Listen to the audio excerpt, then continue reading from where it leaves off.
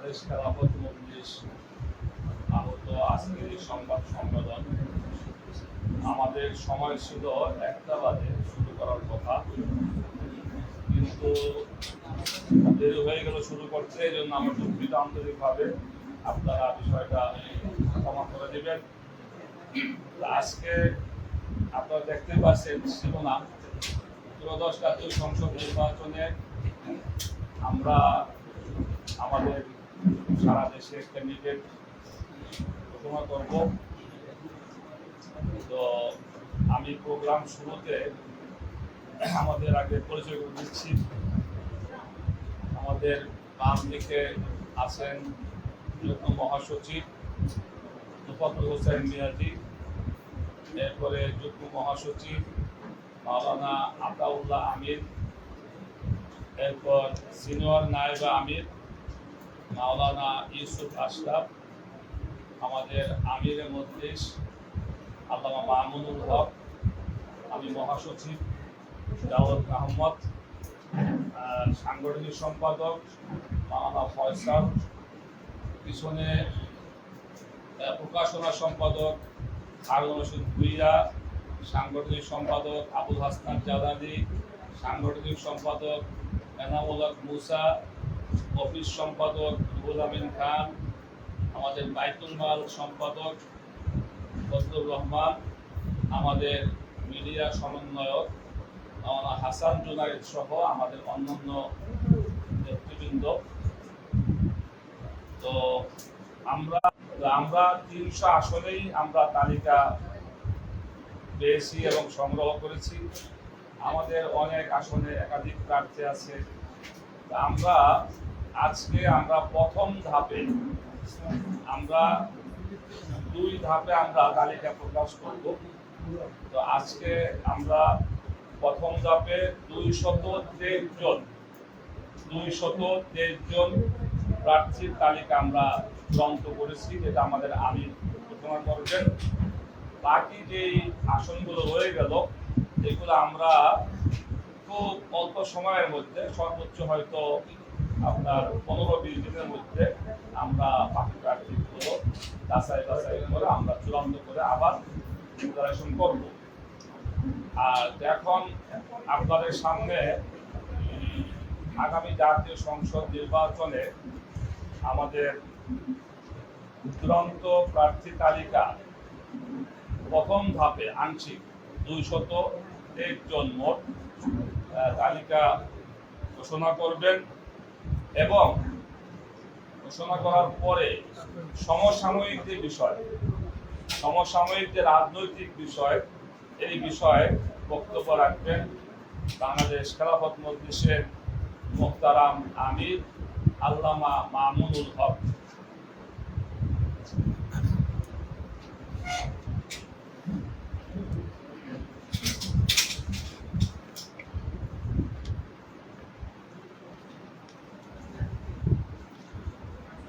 আসসালামু আলাইকুম ওয়া রাহমাতুল্লাহ। আলহামদুলিল্লাহি রাব্বিল আলামিন ওয়া সালাতু ওয়া সালামু আলা সাইয়্যিদিল আমবিয়া ওয়াল মুরসালিন ওয়া আলা আলিহি ওয়া আসহাবিহি আজমাইন। বাংলাদেশ খেলাফত মজলিস আহত আজকের এই সংবাদ সম্মেলনে উপস্থিত সম্মানিত সাংবাদিক ভাইরা, উপস্থিত রয়েছেন বাংলাদেশ খেলাফত মজলিসের কেন্দ্রীয় নেতৃবৃন্দ, বিভিন্ন পর্যায় থেকে সমবেত আমার বাংলাদেশ খেলাফত মজলিসের বিভিন্ন স্তরের দায়িত্বশীল এবং নেতাকর্মীরা। আজকে আমরা বাংলাদেশের একটি ঐতিহাসিক যুগ সন্ধিক্ষণে দাঁড়িয়ে ত্রয়োদশ জাতীয় সংসদ নির্বাচনের প্রস্তুতির মূলক এই সময়ে বাংলাদেশ খেলাফত মজলিসের পক্ষ থেকে দেশ এবং জাতির কল্যাণে আমরা আগামী নির্বাচনে আমাদের সাংগঠনিক ভূমিকা এবং আমাদের তৎপরতা, আমাদের চিন্তা ভাবনা তুলে ধরার জন্য আজকে আমরা আপনাদেরকে এখানে আহ্বান জানিয়েছি। বাংলাদেশ খেলাফত মজলিস জাতীয় সংসদ নির্বাচনকে কেন্দ্র করে চলমান যে জাতীয় রাজনীতির প্রেক্ষাপট, সেই প্রেক্ষাপটেও গুরুত্বপূর্ণ মতামত প্রদান করেছে এবং বাংলাদেশ খেলাফত মজলিসের এক্ষেত্রে সুচিন্তিত মতামত রয়েছে। আমরা বর্তমানে লক্ষ্য করছি যে বাংলাদেশের ফ্যাসিবাদ বিরোধী 2024-এর জুলাই বিপ্লবের পর জুলাই বিপ্লবের যে সকল অংশীজনরা ছিলেন, যে রাজনৈতিক পক্ষগুলো, তাদের মধ্যে অন্যান্য বিষয়ের মতো নির্বাচন ব্যবস্থা নিয়েও একটা স্পষ্ট মুখোমুখি এবং মতপার্থক্যের একটা জায়গায় তারা অবস্থান করছেন। বাংলাদেশ খেলাফত মজলিস বরাবরের মতোই জুলাই বিপ্লবের অংশীজনদের মধ্যে বাংলাদেশের এই পরিস্থিতিতে, বাংলাদেশের রাজনৈতিক সংকটকালীন এই সময়ে মুখোমুখি যে কোনো সংঘাতমূলক অবস্থাকে বাংলাদেশ খেলাফত মজলিস প্রত্যাখ্যান করে। বরং বাংলাদেশ খেলাফত মজলিস বরাবরের মতোই জুলাই বিপ্লব এবং ফ্যাসিবাদী আমলে ফ্যাসিবাদ কর্তৃক নিপীড়ন এবং নির্যাতনের শিকার সকল সংগঠন এবং রাজনৈতিক পক্ষকে সহনশীলতা এবং ফ্যাসিবাদ বিরোধী রাজপথের গড়ে ওঠা ঐক্যকে দীর্ঘমেয়াদী ধরে রাখার জন্য সকলের প্রতি উদাত্ত আহ্বান জানায় এবং বাংলাদেশ খেলাফত মজলিস সেই জন্য তার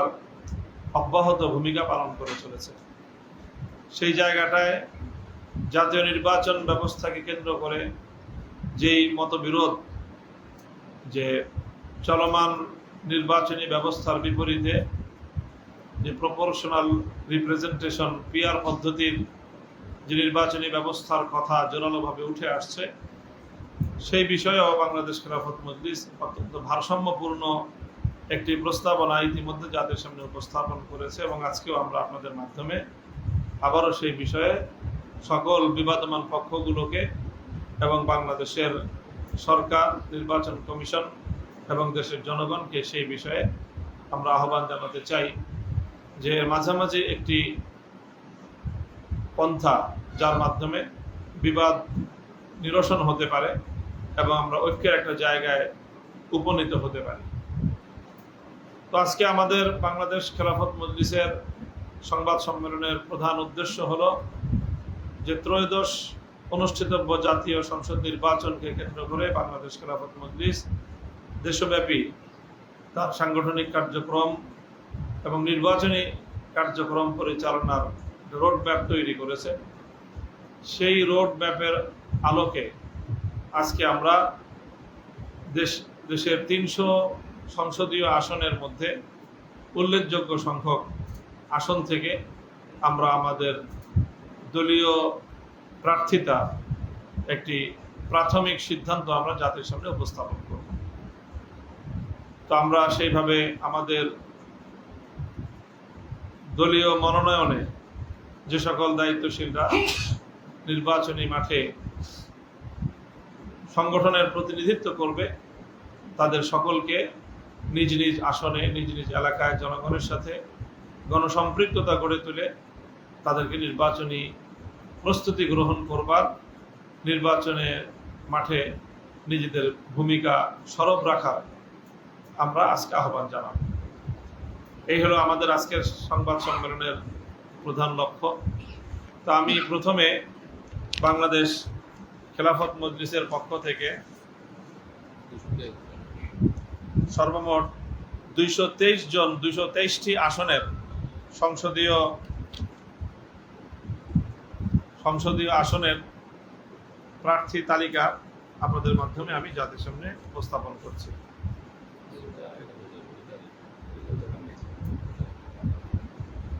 আমরা পর্যায়ক্রমে বাংলাদেশের যে সংসদীয় আসন সংখ্যা রয়েছে, আসন ক্রমিক নং,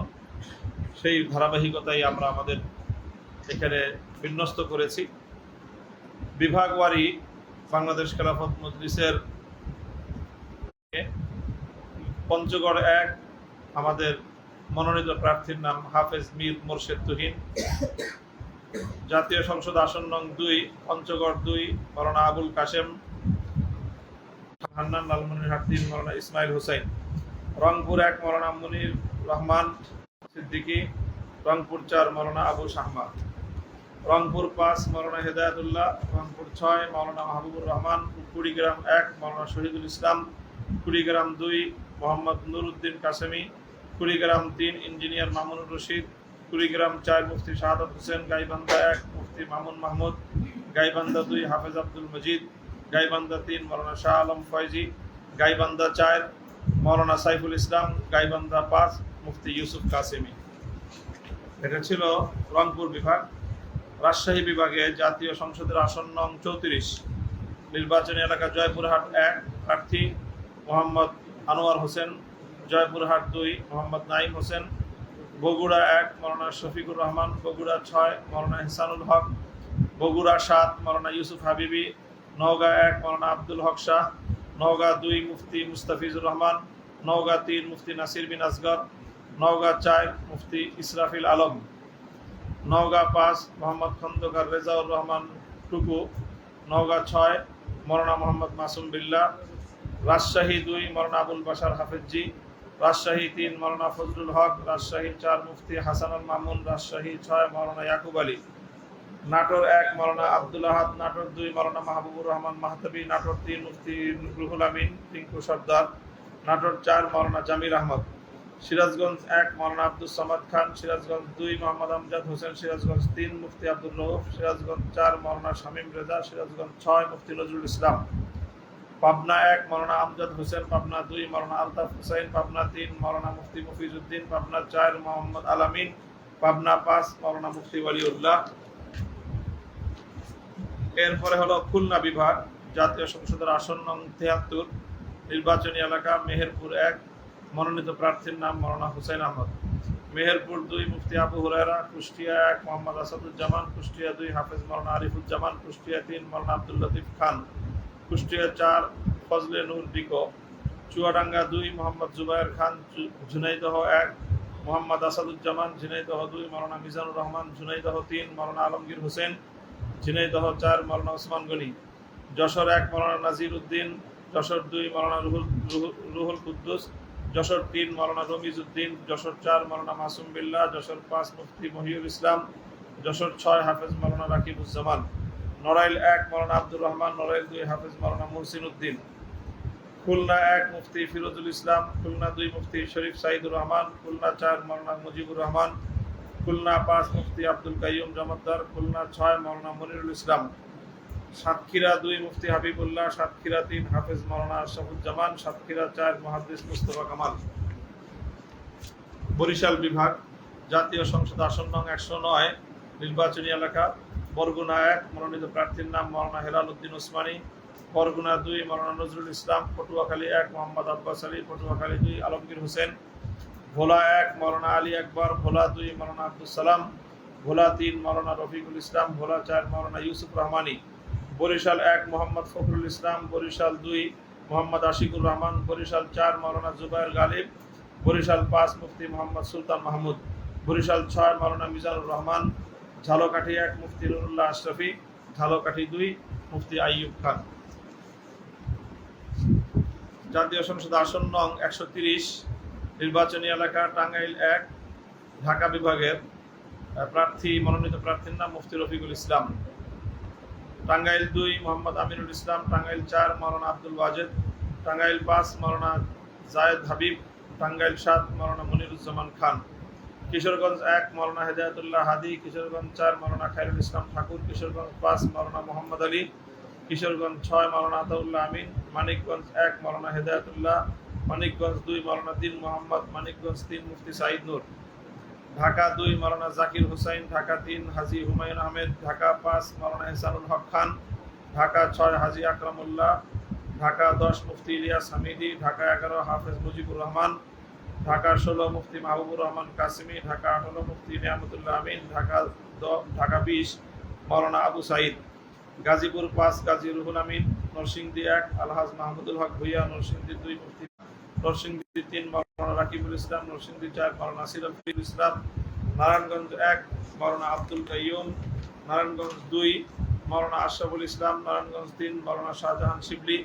নারায়ণগঞ্জ 4 হাফেজ মাওলানা আবু সাইদ, নারায়ণগঞ্জ 5 মোহাম্মদ আলামিন রাকিব। রাজবাড়ী 1 মাওলানা ইলিয়াস মোল্লা, রাজবাড়ী 2 মাওলানা ইব্রাহিম খলিল, ফরিদপুর 1 মুফতি শরাফত হোসেন, ফরিদপুর 4 মাওলানা মিজানুর রহমান মোল্লা, মাদারীপুর 1 মাওলানা শাহ আলম তালুকদার, মাদারীপুর 2 মাওলানা আব্দুস সুবহান, মাদারীপুর 3 মোহাম্মদ হুজাইফা মোল্লা, শরীয়তপুর 1 মাওলানা জালালউদ্দিন আহমদ, শরীয়তপুর 2 মোহাম্মদ দবির হোসেন শেখ, শরীয়তপুর 3 মুফতি কবির উদ্দিন। ময়মনসিংহ বিভাগ, জাতীয় সংসদ আসন নং 138, নির্বাচনী এলাকা জামালপুর 1, মনোনীত প্রার্থীর নাম মাওলানা মোহাম্মদ আলী। জামালপুর 2 মুফতি আখতারুজ্জামান আনসারী, জামালপুর 3 মুফতি রফিকুল ইসলাম, জামালপুর 4 মুফতি মুখলিসুর রহমান জমিরি, জামালপুর 5 মাওলানা মোহাম্মদ আলী খান, শেরপুর 1 মাওলানা শফিকুল ইসলাম, শেরপুর 3 হাফেজ আনিসুর রহমান, ময়মনসিংহ 4 মুফতি মুশতাক আহমদ ফারুকি, ময়মনসিংহ 5 মুফতি হাবিবুর রহমান, ময়মনসিংহ 6 মাওলানা ফরহাদ হোসেন, ময়মনসিংহ 10 মোহাম্মদ মুমিনুল ইসলাম। সিলেট বিভাগ, জাতীয় সংসদ আসন নং 225, নির্বাচনী এলাকা সুনামগঞ্জ 2, মনোনীত প্রার্থীর নাম মাওলানা নুরউদ্দিন আহমদ, সুনামগঞ্জ 3 মাওলানা শাহিনুর পাশা চৌধুরী, সুনামগঞ্জ 4 মুফতি আজিজুল হক, সুনামগঞ্জ 5 মাওলানা সাদিক সালিম, সিলেট 1 মাওলানা ফখরুল ইসলাম, সিলেট 4 মাওলানা আবুল হাসানাত জালালি, সিলেট 5 মাওলানা রেজাউল করিম জালালি, মৌলভীবাজার 1 মাওলানা সাইফুল ইসলাম, মৌলভীবাজার 2 মাওলানা আবুল কালাম আজাদ, মৌলভীবাজার 4 মোহাম্মদ জানুল আবিদিন, হবিগঞ্জ 3 মাওলানা সিরাজুল ইসলাম মিরপুরি। চট্টগ্রাম বিভাগ, জাতীয় সংসদ আসন নং 243, নির্বাচনী এলাকা ব্রাহ্মণবাড়িয়া 1, মনোনীত প্রার্থীর নাম মাওলানা সাইফুল্লাহ বিন আনসারী, ব্রাহ্মণবাড়িয়া 2 মাওলানা মাইনুল ইসলাম, ব্রাহ্মণবাড়িয়া 3 মাওলানা মুহসিনুল হাসান, ব্রাহ্মণবাড়িয়া 4 মাওলানা জানুল আবিদিন, ব্রাহ্মণবাড়িয়া 5 মাওলানা আব্দুল কাইয়ুম ফারুকি, ব্রাহ্মণবাড়িয়া 6 মাওলানা আব্দুল মজিদ, কুমিল্লা 1 মাওলানা মোহাম্মদ আবু ইউসুফ মুন্সি, কুমিল্লা 2 মুফতি আব্দুল হাই মাক্কি, কুমিল্লা 3 মাওলানা আজহারুল ইসলাম, কুমিল্লা 4 মুফতি জামশেদ হোসেন হাবিবি, কুমিল্লা 5 মাওলানা মাহমুদুল হাসান শিমুল, কুমিল্লা 6 হাফেজ মাওলানা সুলাইমান, কুমিল্লা 7 মাওলানা জানুল আবিদিন, কুমিল্লা 8 মাওলানা নাঈম হোসেন, কুমিল্লা 9 মুফতি মাহবুবুর রহমান, কুমিল্লা 10 মাওলানা সুলাইমান মীর, কুমিল্লা 11 মাওলানা শাহজালাল,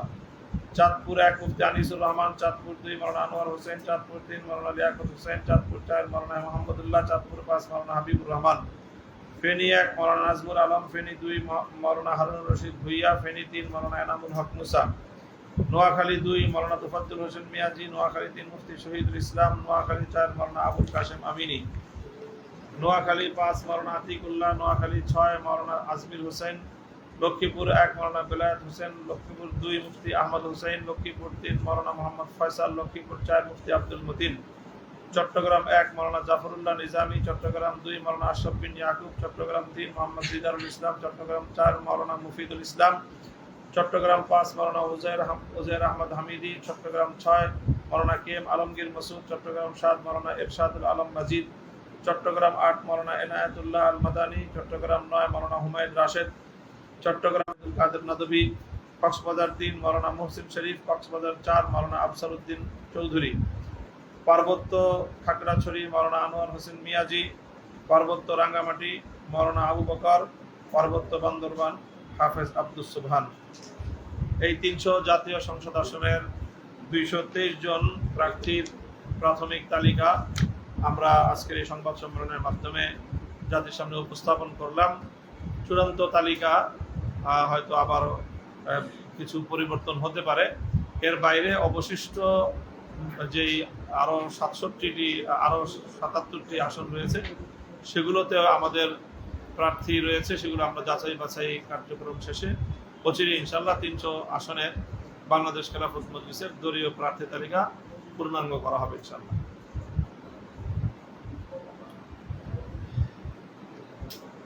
কোনো প্রশ্ন আছে কারো? কোনো এর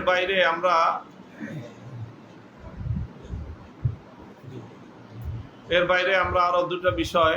আজকের এই সংবাদ সম্মেলনের মাধ্যমে আপনাদের মাধ্যমে আমরা জাতির সামনে তুলে ধরতে চাই। প্রথম বিষয় হলো চলমান নির্বাচন ব্যবস্থা নিয়ে যে বিতর্ক, পিআর পদ্ধতি না চলমান পদ্ধতি, সেই বিষয়ে বাংলাদেশ খেলাফত মজলিস তার ভারসাম্যপূর্ণ একটা রূপরেখা জাতির সামনে উপস্থাপন করেছে। ইতিমধ্যে আমাদের স্পষ্ট প্রস্তাবনা হলো নির্বাচন ব্যবস্থা সম্পর্কে যদি সংসদে উচ্চ কক্ষ সাব্যস্ত হয় এবং সেটা সিদ্ধান্ত হয়, সেক্ষেত্রে উচ্চ কক্ষে আমাদের মতামত হলো সম্পূর্ণ পিআর পদ্ধতিতেই উচ্চকক্ষের সংসদ গঠিত হওয়া। আর এই উচ্চকক্ষ হোক বা না হোক, MMPR অর্থাৎ এই মিক্সড মেম্বার এই পিআর প্রপোর্শনাল রিপ্রেজেন্টেশন যে পদ্ধতি, সেই পদ্ধতির প্রস্তাবনা আমরা করেছি। সেই প্রস্তাবনার ব্যাখ্যা হলো যে চলমান যে 300 ভোটের অনুপাত অনুযায়ী, রেশিও অনুযায়ী জাতীয় সংসদে প্রার্থী পায়নি, তারা তাদের সেই সংরক্ষিত আসনে বা বিশেষ আসনে তারা আনুপাতিক হারে সংসদ সদস্যের প্রতিনিধিত্ব পাবে। এটা স্পষ্ট দৃষ্টান্ত হলো এমন, যদি কোনো দল জাতীয় নির্বাচনে অংশগ্রহণ করে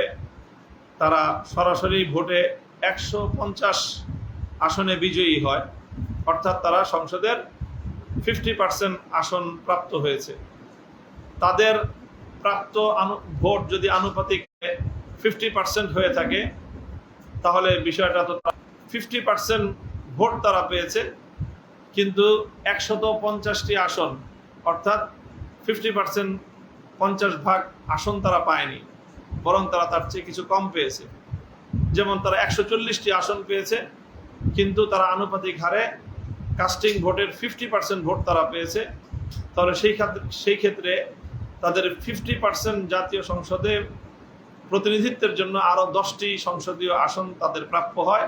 সেই 10টি সংসদীয় বিশেষ আসন তারা প্রাপ্ত হবে। এইভাবে যদি এমন হয় কেউ 5% ভোট পেল, কিন্তু জাতীয় সংসদে তার 5% হারে তার 15টি আসন পাওয়ার কথা, কিন্তু সে আসন পায়নি অথবা পেলেও 15টির চেয়ে কম পেয়েছে, তাহলে সেই ক্ষেত্রে সেই দল তাদের সরাসরি ভোটে প্রাপ্ত সরাসরি সংসদ সদস্যের বাইরে যেই অনুপাতের ভোট তারা পেয়েছে, সেই অনুপাতের প্রতিনিধিত্বের জন্য সমপরিমাণ আসন আনুপাতিক হারে তারা লাভ করবে। এইভাবে 300 আসন জাতীয় সংসদে নির্ধারিত থাকবে। এরপরে সংরক্ষিত আরও বেশ কিছু আসন, সেটা কখনো 50, কখনো আরও বেশি 100 হতে পারে, এই পরিমাণ সংসদীয় আসন সেটা ভোট সংগৃহীত হওয়ার পর, ভোট কাস্টিং হওয়ার পরে সেটা নির্ধারিত হবে, এবং সেই নির্ধারণের মাধ্যমে ফুল জাতীয় সংসদের সংখ্যাধিক্যের ভিত্তিতে সরকার গঠন হবে।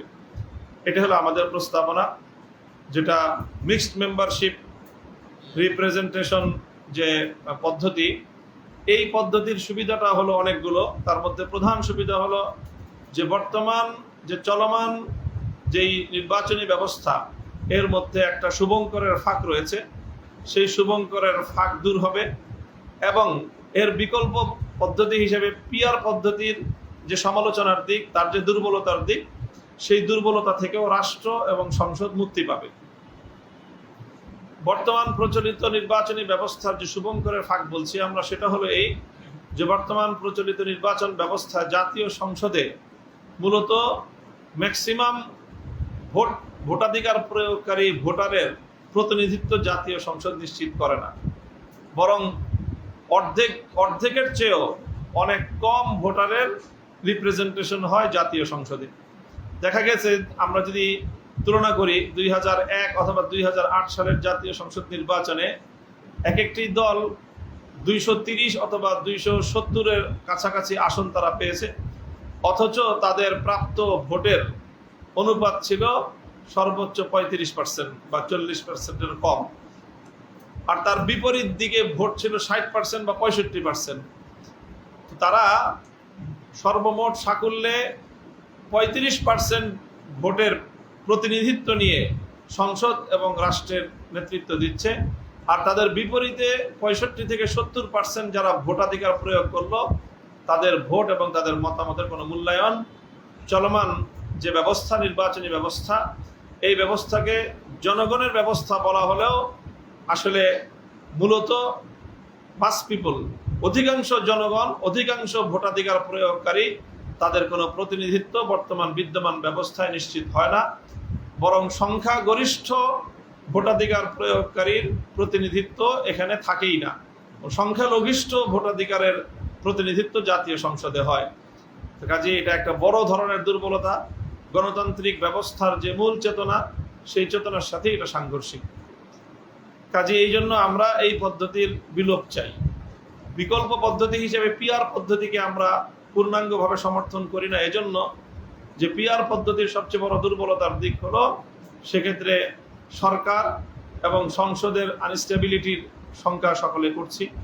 এবং জনগণ ভোট দিয়ে তাদের যে প্রতিনিধি নির্বাচন করবে সেই ভোটাররা তাদের প্রকৃত প্রতিনিধি কে করছে কোন আসন থেকে, সে বিষয়টা ভোটারদের সামনে তার কোনো সঠিক পরিচয় থাকবে না। এই সকল দুর্বলতার দিকগুলো থেকে মুক্ত হয়ে আমরা যে মিক্সড মেম্বারশিপের যেই পিআর পদ্ধতির প্রস্তাবনা করছি, সেখানে 300 আসনের প্রত্যেক আসনের সরাসরি এলাকার জনগণের ভোটে নির্বাচিত সংসদ সদস্য জাতীয় সংসদে প্রতিনিধিত্ব করবে। আবার সারা দেশের সকল ভোটারদের মিনিমাম রিপ্রেজেন্টেশন জাতীয় সংসদে। আমরা মনে করি যে চলমান এই বাংলাদেশ খেলাফত মজলিস উত্থাপিত এই মিক্সড মেম্বারশিপ পিআর পদ্ধতির নির্বাচনী ব্যবস্থার মাধ্যমে উন্নত বিশ্বের অনেক দেশেই এই মিক্সড মেম্বারশিপ যেই রিপ্রেজেন্টেশন পদ্ধতি সেটা কার্যকর রয়েছে, এবং সেই সকল দেশগুলোতে জনগণের প্রকৃত প্রতিনিধিত্বই জাতীয় সংসদ নিশ্চিত করতে পেরেছে। সেই সাথে আজকে আমরা আপনাদের আজকের এই সংবাদ সম্মেলনের মাধ্যমে আমরা জাতির সামনে আরেকটি বিষয়ে আমাদের বক্তব্য উপস্থাপন করতে চাই। সেটি গতকাল আমরা দেখেছি যে গতকাল 16ই জুলাই বাংলাদেশের দক্ষিণবঙ্গের গোপালগঞ্জ জেলায় একটি রাজনৈতিক দল জাতীয় নাগরিক পার্টির যে পদযাত্রার পথসভা ছিল, সেই পথসভা শান্তিপূর্ণভাবেই তারা সেখানে আয়োজন করেছে, এবং প্রশাসন থেকে অনুমতি সাপেক্ষেই তারা তাদের সেখানে এই সমাবেশের ব্যবস্থাপনা এবং আয়োজন সম্পন্ন করেছিল। কিন্তু সেখানে সেই বিগত ফ্যাসিবাদী আওয়ামী সরকারের সন্ত্রাসী বাহিনী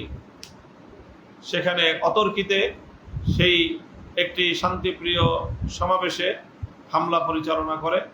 এবং ব্যাপক হামলাযজ্ঞ পরিচালনা করে আক্রমণ চালিয়ে অস্ত্রশস্ত্র প্রয়োগ করে তারা সেখানে মানুষের জানমালের ব্যাপক হানি ঘটায়, নিরাপত্তা বিঘ্নিত করে। সেখানে প্রশাসনের পক্ষ থেকে 144 ধারা জারি করার পরেও এই ফ্যাসিবাদী সরকারের তাদের এই সন্ত্রাসী বাহিনীগুলো তারা প্রশাসনের 144 ধারা জারিরও কোনো তোয়াক্কা করেনি, বরং তারা সেখানে তাদের সন্ত্রাসী কার্যকলাপ পরিচালনা করেছে। বাংলাদেশ খেলাফত মজলিস এনসিপির গোপালগঞ্জের গতকালকের সমাবেশে আওয়ামী দুর্বৃত্তদের হামলার তীব্র নিন্দা জ্ঞাপন করছে, এবং সেই সাথে সকল রাজনৈতিক পক্ষগুলোকে আমরা উদাত্ত আহ্বান জানাই। আমরা আবারও সকলকে এই ব্যাপারে সতর্ক করছি যে পতিত স্বৈরাচারী দেশবিরোধী বাংলাদেশের জনগণের জান মাল ইজ্জত আবরুর নিরাপত্তা লুণ্ঠনকারী ইতিহাসের বর্বরতম স্বৈর শাসক ফ্যাসিবাদী ফ্যাসিস্ট শেখ হাসিনার দীর্ঘ শাসনামলে নিপীড়িত নির্যাতিত সকল রাজনৈতিক দল এবং পক্ষগুলো তারা এখনো ফ্যাসিবাদের মোকাবেলায়, আওয়ামী দুর্বৃত্তদের মোকাবেলায় রাজপথের গড়ে ওঠা ঐতিহাসিক ঐক্য ধরে রাখা তাদের ঐতিহাসিক দায়িত্ব। নিজেদের মধ্যে রাজনৈতিক প্রতিযোগিতা থাকবে, কিন্তু সেই রাজনৈতিক প্রতিযোগিতা এত দ্রুত এত অল্প সময়ে রাজনৈতিক হানাহানিতে পরিণত হওয়াটা কোনোভাবেই দেশ এবং জাতির জন্য কল্যাণকর কিছু হতে পারে না। এই জন্য আমরা বিএনপি, জামায়াতে ইসলামী, এনসিপি সহ সকল রাজনৈতিক পক্ষগুলোকে উদাত্ত আহ্বান জানাই যে প্রতিযোগিতার জায়গায় প্রতিযোগিতা থাকবে, ফ্যাসিবাদের মোকাবেলায় রাজপথের গড়ে ওঠা ঐক্যকে অটুট এবং বহাল রাখতে হবে। এই জন্য বাংলাদেশ খেলাফত মজলিসও সেই জন্য ভূমিকা পালন করছে এবং আগামী দিনেও করবে। সকল রাজনৈতিক সংগঠনগুলোকে ঐক্যবদ্ধ করে ফ্যাসিবাদকে বাংলাদেশ থেকে চিরতরে বিলোপ করার যে কোনো সিদ্ধান্ত কার্যকর করার জন্য বাংলাদেশ খেলাফত মজলিস সর্বোচ্চ ভূমিকা পালন করবে। সেই সাথে আমরা লক্ষ্য করছি যে বিভিন্ন রাজনৈতিক দলের নেতৃবৃন্দ পরস্পর বিরোধী বক্তব্য দিচ্ছেন, আক্রমণাত্মক ভাষায় তারা বক্তব্য দিচ্ছেন, রাজপথে অশালীন নানা স্লোগান এবং অশালীন বক্তব্যের মাধ্যমে দেশের রাজনৈতিক পরিস্থিতিকে এটা বিনষ্ট করা হচ্ছে, কলুষিত করা হচ্ছে। এই জন্য আমরা সকল রাজনৈতিক পক্ষের প্রতি উদাত্ত আহ্বান জানাবো যে আমাদের বিরোধ থাকবে, মতামত প্রকাশের স্বাধীনতা সকলের থাকবে, ক্ষোভ প্রকাশ করার যে গণতান্ত্রিক অধিকার, সেই অধিকার সকলে ভোগ করব। কিন্তু সেই অধিকার ভোগ করতে গিয়ে আমরা কোনোভাবেই যেন আমাদের দেশের শান্তিপ্রিয় রাজনৈতিক পরিবেশকে কলুষিত না করি এবং একে অপরের বিপক্ষে মারমুখী কোনো ভাষা বা শব্দ প্রয়োগ করে, বিশেষ করে নেতৃবৃন্দ মারমুখী ভাষা প্রয়োগ করে নিজের দলের সাধারণ নেতাকর্মীদেরকে ভিন্ন দলের বিপক্ষে এভাবে উস্কানি দিলে দেশের রাজনৈতিক পরিবেশ আরও ঘোলাটে হবে